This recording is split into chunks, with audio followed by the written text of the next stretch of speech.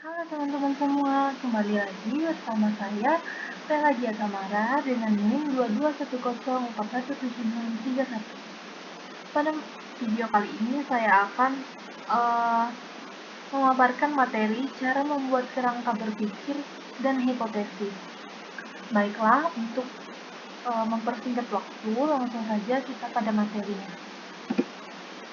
Yang pertama adalah cara membuat kerangka berpikir. Yang pertama caranya itu menetapkan variabel yang detail.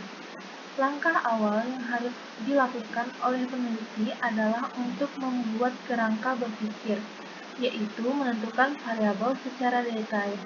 Jadi, untuk mendapatkan teori apa saja yang nanti akan dicari guna mendukung terbentuknya kerangka berpikir yang jelas, peneliti harus menentukan variabel terlebih dahulu. Jadi, untuk membuat kerangka berpikir, kita harus menentukan variabel. Kemudian, yang kedua, kita membaca buku atau jurnal hasil penelitian. Nah, ini adalah langkah yang umum dalam setiap mempelajari suatu hal. Begitupun dalam penelitian, kita harus memahami serta membekali diri kita dengan berbagai pengetahuan yang relevan dengan pengetahuan kita.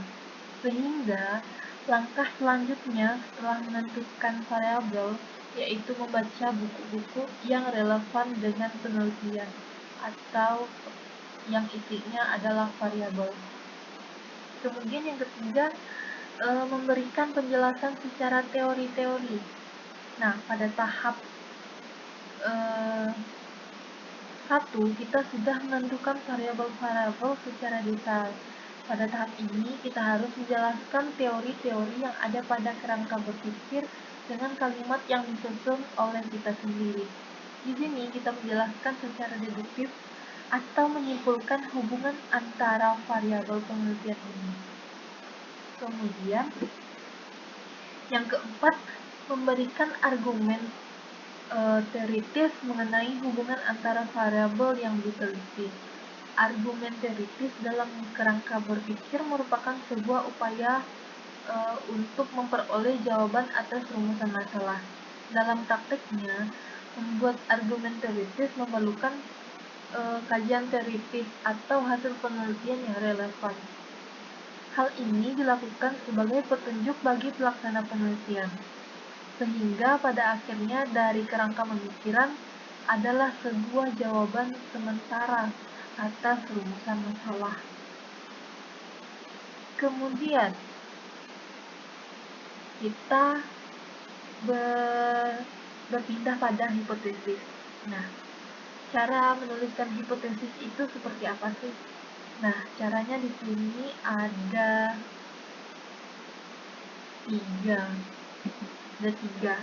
Yang pertama, menyatakan variabel bebas terdahulu, kemudian dilanjutkan dengan variabel terikat.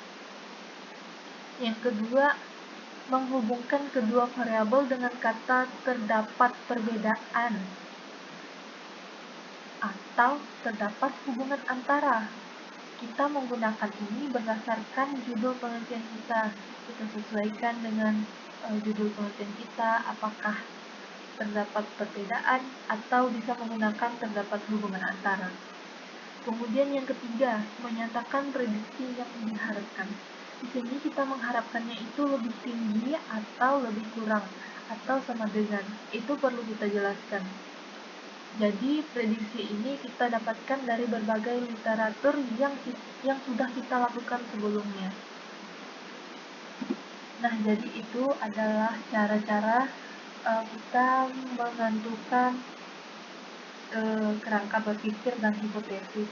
Semoga video ini dapat berguna bagi teman-teman dan semoga dapat diterapkan dan dapat membantu dalam